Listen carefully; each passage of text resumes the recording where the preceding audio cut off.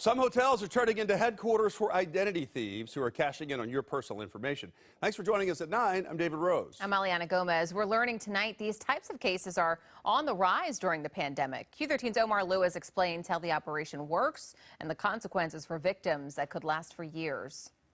Pandemic prices at hotels and motels across Western Washington are drawing in a different crowd, identity thieves. It's been overwhelming for our special operations section. They've always investigated identity theft, but we haven't seen it on this level at this scale prior to the pandemic. Linwood police say their teams are currently investigating at least half a dozen cases of large-scale identity theft being operated out of hotel rooms. Hotels are cheap.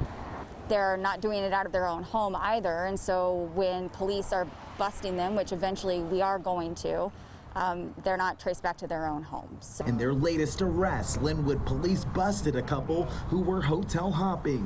Pictures from the bust show a backpack full of hundreds of people's personal information. Good number of credit cards. They were using somebody's actual passport in order to continue to stay at the motel. The problem is, there's hundreds of victims in each of these cases.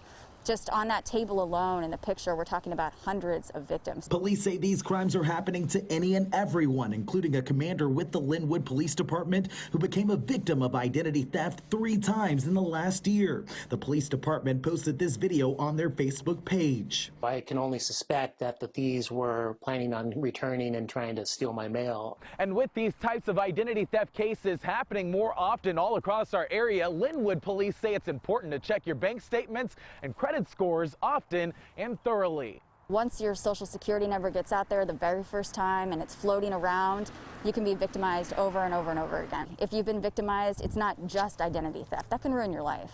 Reporting in Linwood, Omar Lewis, Q13 News.